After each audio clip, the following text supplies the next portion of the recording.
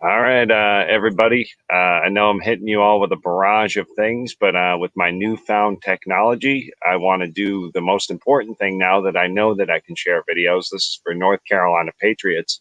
I want to share a video with you by a guy named Major Dave. You can follow him in the description. The link is right there. Major Dave NC. Like I know Streamlabs, takes a minute to catch up, so I'll just give it a moment or two before I start. The audio on this and really start watching the video because I love your engagement in the comments if anybody's watching live. There we go. We're officially live on YouTube now. You all are about 30 seconds behind me. I'm doing this all through Streamlabs. We're going to watch a video together for North Carolina. This guy, again, his name is Major Dave. Uh, excellent person. I've spoken to on the phone. He's just really an upstanding dude.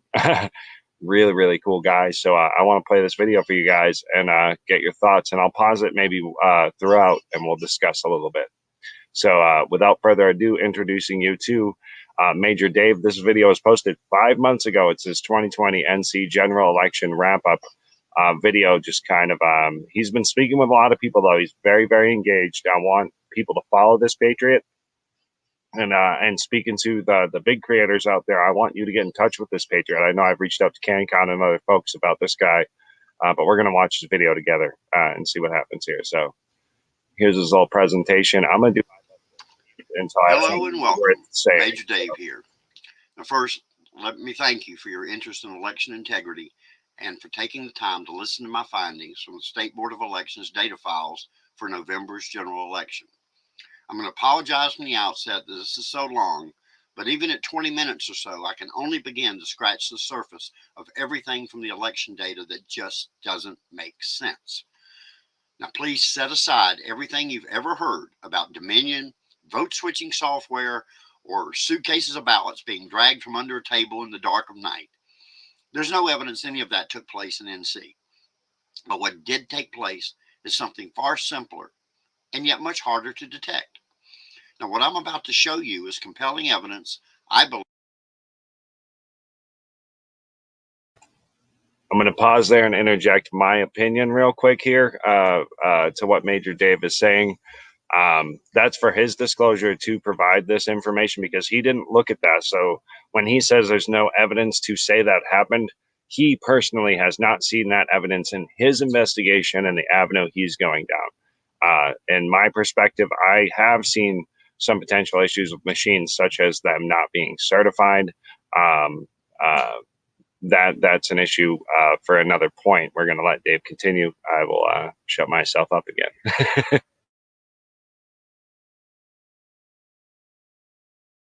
Of data manipulation to fabricate an outcome far different than what the voters actually chose at the polls. You see, it's not just a matter of what the data says, but more importantly, when it says it, that reveals the changes that took place. Now, the evidence you'll see here is real data from the election archives, including voters' names and addresses. But let me emphasize, nothing you see or hear here in any way accuses those voters of any wrongdoing. Now, in fact, we have no way of knowing if they actually voted or not, but rather someone else just used their name and their voting record to fabricate a digital ballot for this election as if they did. Now, as you may recall from our reporting on the 2016 election, the only 4 council of state races that the Democrats won or held on to just happened to be the 4 with a statutory or constitutional role to play in the conduct of our elections or the investigations of any alleged voter fraud. The governor, attorney general, state auditor, and secretary of state. Now, these are the same 4 council of state positions they held on to in this election. And I cannot believe it is pure coincidence. And I also believe the data shows it isn't. Now, to give you some context, understand there are 2 independent data streams that make up our election data. One comes from the poll book laptops at the precincts or one-stop sites that indicate who voted, where they voted, when they voted, and by what method. The other comes from the ballot tabulation machines that contain the candidates' names and the number of votes they received. They must be separate in order to preserve the secrecy of our ballot or else someone could actually discover who you voted for. Now, that said, what exists to protect us on the one hand also offers great opportunities for mischief, as I call them, on the other.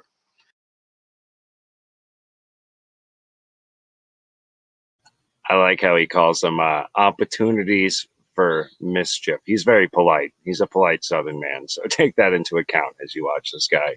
Polite Southern man being very methodical, and he's very careful in his choosing of words. But this man is very, very intelligent. Continue to watch what he does. Now, while protecting our privacy, it affords those with ill intent the ability to manipulate the data in both streams without there being any direct correlation between the two. As long as you have enough valid ballots on the poll book side, I mean, frankly, you can make the numbers appear to be anything you wish in the results stream as long as they do not exceed that number of valid ballots. Now, I know most of you are likely interested in the governor's race, so let's take a look at that first. Now, as this graphic reflects, significant changes took place in the reported vote totals for both Roy Cooper and Dan Forrest between the morning of November 4th, the day after Election Day, and November 16th, the Monday after the canvass. Now, it's not so much in how many votes they received, but rather where they came from. During this period, Dan Forrest's results now say he got 46,749 less votes from by-mail ballots than it originally reported. Cooper's went down by only 7,000, but how could they go down at all? Then it also says Dan gained 61,700 more votes from one stop than originally reported, and Cooper gained 30,947. But before we get lost in the numbers, because none of us are going to remember them 5 minutes later anyway, they aren't the real issue. The question is, why were these numbers changing at all? I mean, did the canvass really determine that this many votes were awarded in error of some sort? And these numbers don't include the votes for the other two candidates in that race that showed no such migration of votes in their totals. So we have nearly 90,000 more votes showing as coming from early voting and 53,000 less coming from by mail. Now, this shifting of numbers is key to understanding the fraud that took place. And so there's no misunderstanding. This is where my numbers come from.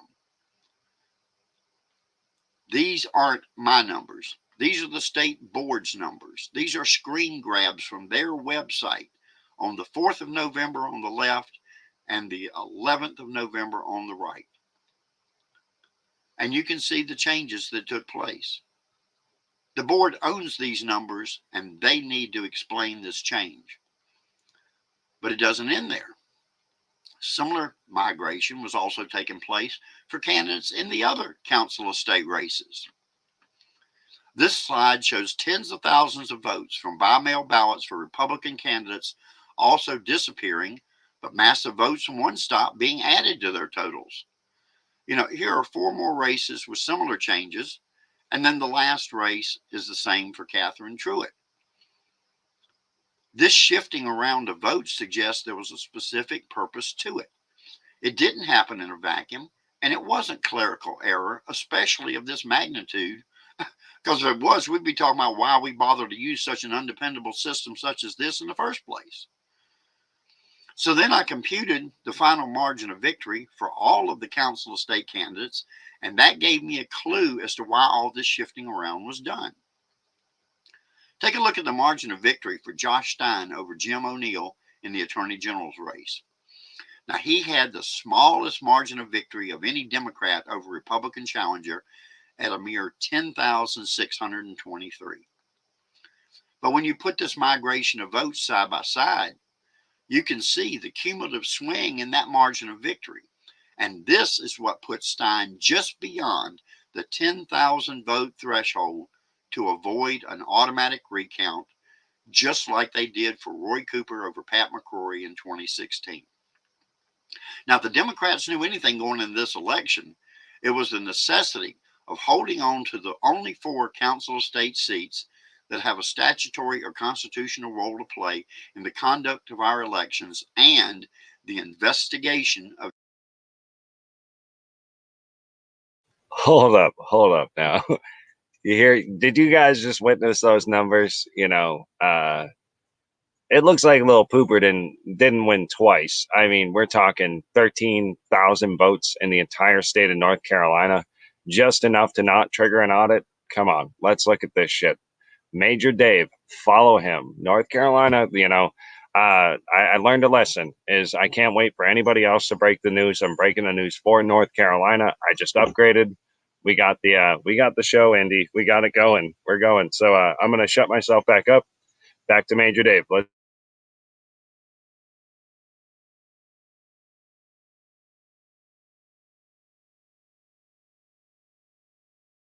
24 council estate seats that have a statutory or constitutional role to play in the conduct of our elections and the investigation of any election fraud: Governor, Attorney General, State Auditor, and Secretary of State.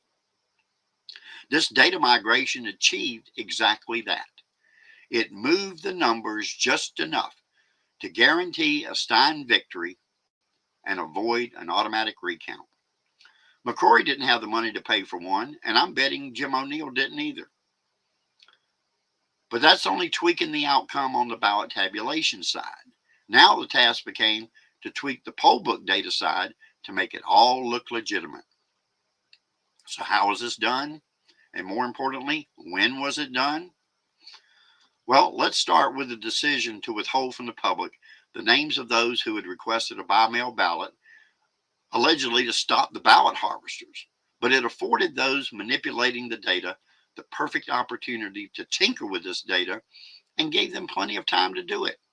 2 whole months, in fact, from September 4th, when the first by-mail ballots were mailed out, until Election Day, when the whole list was released to the public.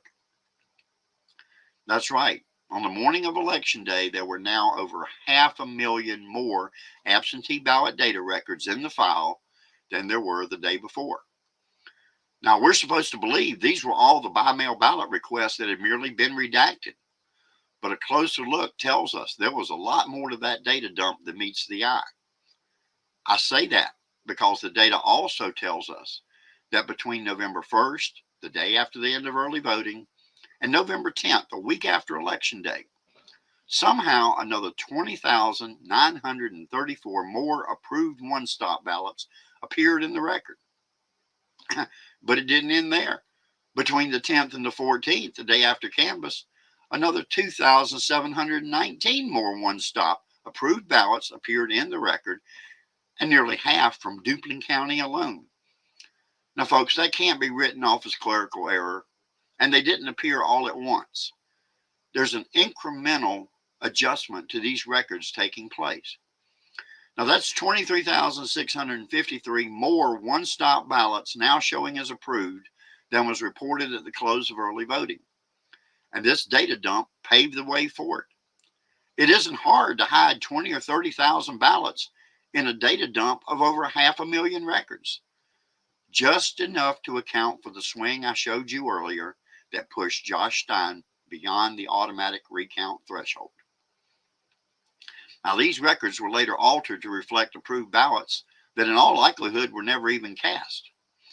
Other by-mail requests in that dump are pure fabrications, proven by the fact they were not spoiled at the time the voter instead showed up and voted in person at one stop. If they had been a legitimate by-mail request in the system at that time, it would have shown up in their records and have been spoiled before the in-person ballot could have been issued to them. But it wasn't. And why? Because it wasn't even in the record at the time they voted at one stop. Now, you want to see how easy it is to manipulate a voting record in the data files? Here's one of the ways. Let's take the record in the name of a Jabez Worthington in the Mecklenburg County data. Now, this shows the one-stop ballot recorded for him as voted on the first day of early voting, October 15th. Now, what flags it to me as a bogus record is that the ballot never appeared in the data files on any day since the day he allegedly voted. until the end of voting had already ended. Unlike all the other ballots cast at the same one-stop site on the same days that did manage to make it into the records. Theirs did, but his didn't. Doesn't sound right. Now, as you can see, it's there in the record on November 1st and 2nd. The column on the left is the date of the report that line of data comes from. But then as you see on November 3rd, it's gone, and now it's replaced by two lines for him. And both show the same dates of request, same date sent, same date returned as his original approved ballot, but now the ballot status shows conflict on both lines. And those two records remain that way in each day's data file until after the Thanksgiving break, when the status again changes for both, only now one shows canceled and the other is accepted.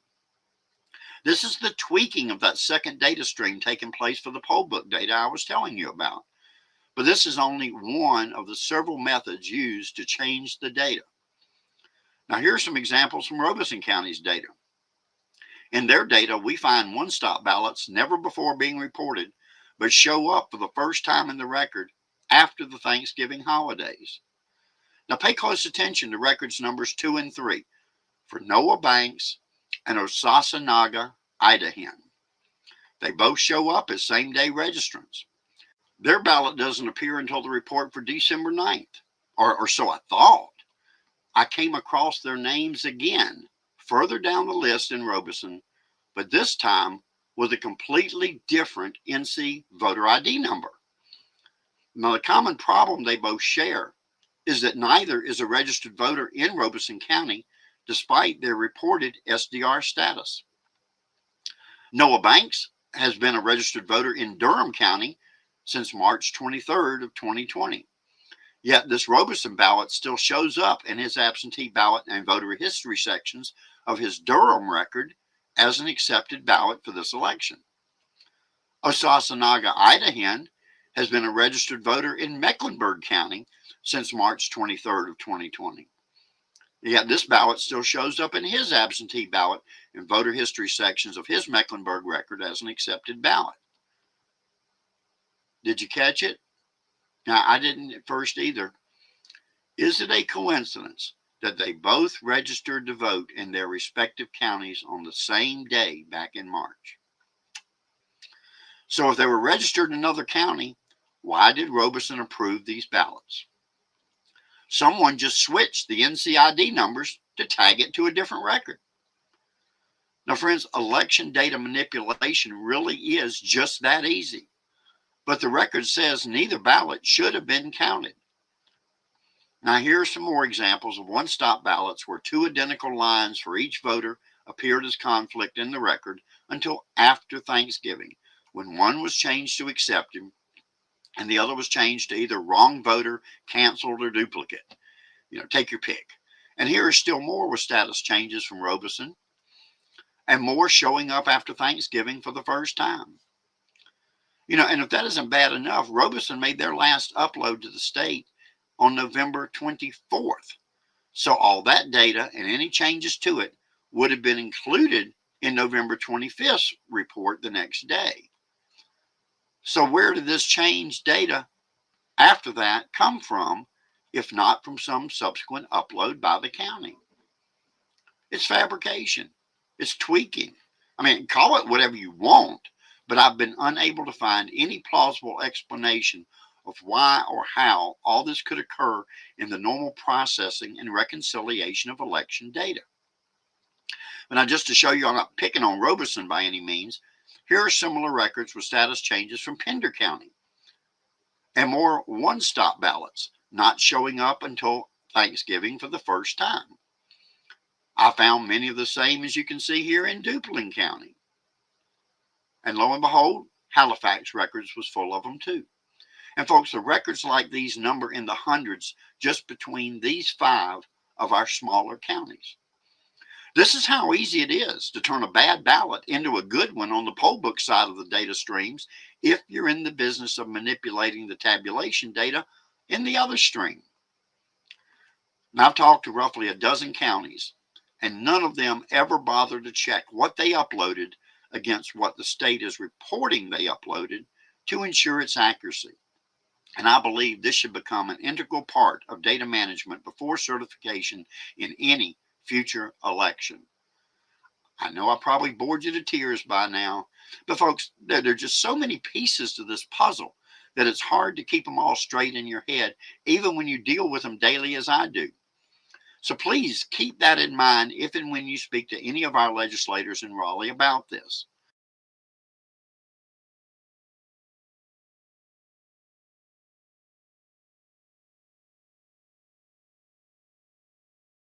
Sorry, I'm learning how to do this. That's me pausing the van for a second. It's not a glitch in the stream. I just wanted to stop Dave for a second. We got about 10 minutes more left on this talk. I just sent Dave a message on Facebook inviting him to join the stream. So if we're lucky, maybe he'll even want to call in and give us commentary when this video's over. But we're going to finish up just a few more minutes here watching the rest of this video. And I'll leave the stream open for a couple minutes if anybody has any questions or anything like that, leave them in the comments, and we'll talk for a couple minutes, and then we're going to close out. I just want to keep this focused on Major Dave and his information he's dropping for people in North Carolina. So without further ado, we're going right back to him. I'll mute me again. Here we go.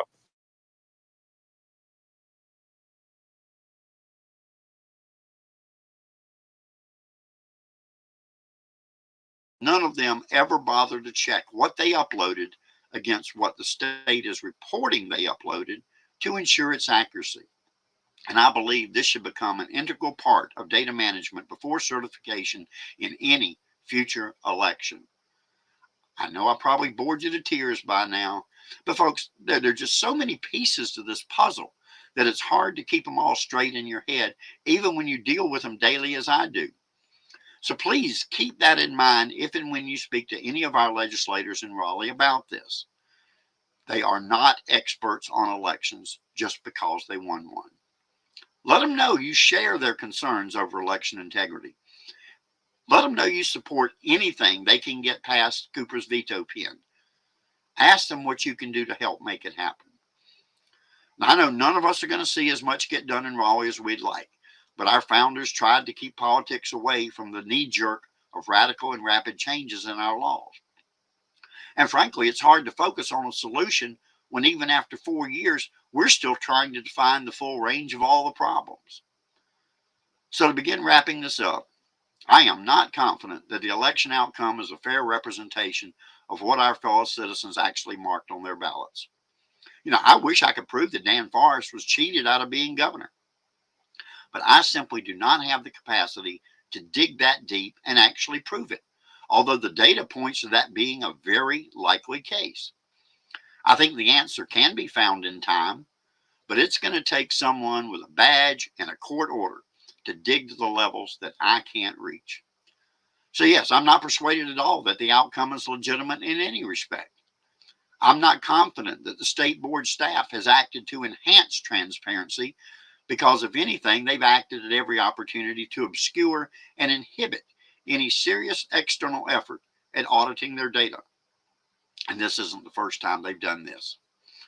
Now, after 4 years of research, I firmly believe this system was actually designed to make such data manipulation possible, and that it has taken place routinely since 2006 when we switched to automated election data management. What I'm showing you is nothing more than digital ballot box stuffing, the creation of fake votes and ballots in the names of real voters to fabricate a desired outcome. It might also be relevant that the overwhelming majority of those voters whose records appear to have been fabricated or manipulated this way are all 70 years old or older, those least likely to ever go online to check their ballot or to see if anyone else may have voted in their name. Now, it doesn't require fancy vote switching software as we're seeing in other states. All it takes is a system designed to make sure no one can ever balance it like a checkbook the way it should. Now, I'll save more detailed presentations of other key points of discrepancy for other videos because I've taken up enough of your time. But I hope you can conclude as I do from just this much. This whole system needs some serious sanitizing from top to bottom before we hold any more elections in North Carolina. Now, true, none of this changed the outcome we were told on election night. And if that still puzzles you, you miss the main point. The outcome wasn't changed. The outcome was fabricated from the outset. The changes you've seen were made to make it all look justified. All it takes is a system designed to make sure no one can ever balance it like a checkbook the way it should. Got to hear that twice. Now, I'll save more detailed presentations of other key points of discrepancy for other videos because I've taken up enough of your time. But I hope you can conclude as I do from just this much. This whole system needs some serious sanitizing from top to bottom before we hold any more elections in North Carolina. Now, true, none of this changed the outcome we were told on election night. And if that still puzzles you, you miss the main point. The outcome wasn't changed. The outcome was fabricated from the outset. The changes you've seen were made to make it all look justified. You've now seen clear evidence of votes disappearing or moving from one type of ballot to another and from Republican to Democrat candidates in the council of state races. You've seen records appear out of thin air long after the normal reporting process should have revealed them if they were legitimate. And you've seen county data changing well after they made their last upload to the state. And you've seen who benefited from it the most and why. So again, I thank you for your time and your interest because the future of our great state depends on our getting this mess fixed. I hope you found at least some of it coherent and convincing. You see, my biggest task in doing this is trying to make sense out of nonsense. It will be no easier for our legislators. They need our support as partners, not critics, in the efforts to clean this up. I can now say I've given it my all and done my best. Follow. And with that, may God richly bless right you here, and the great state Major of North Dave. Carolina. Link in the May description. we all be found worthy of his blessing. Link in the for description. having done the right thing when the baton was passed to us. So please like and share this on social media. Come on, and let's help get the word out to all of our neighbors. So until next time, stand firm and take care. God bless America. Thank you, Major Dave, like I said, for that incredible presentation. Just really, really well done, man. That guy does not screw around. So like I said, his channel is linked in the description. I'm going to keep this video short just to promote him. I'm friends with him on Facebook. He hasn't responded. He's busy doing whatever he's doing. He's fighting a good fight somewhere. But he did agree. He said he would be willing to come on and talk to me. I had a great half-hour conversation with him just recently. I've been in touch with him kind of through Facebook and stuff. He's doing a lot of great work. That video was made 5 months ago, so he's got quite a lot more going on and a lot more to say probably at this point. But I'm going to leave it there. Please like and share to anybody you know who lives in North Carolina. Let them know that North Carolina isn't lost cause. We've got great patriots like Major Dave fighting the incredibly good fight. And, we're just getting started. We've got until next September before these voting records get scrapped. And if they get involved in any level of court case between now and then, they have to be held until the end of the duration of the court case. So we got plenty of time to hold on to our pieces of paper. We've got a bunch of different angles, and I think Major Dave's angle is an incredible one. So please share this and do the best you guys all can. I'm going to end this here. Like, subscribe. To me, if you want to, most of this is going to be rap and freestyle, but this is me testing new platforms and abilities. I might do a lot more video commentary and a lot more stuff because now I'm in the big game with the StreamYard up there. Yeah, that stuff. That's free. This is all through a browser. So have fun, guys. And I'll talk to you again soon. Peace.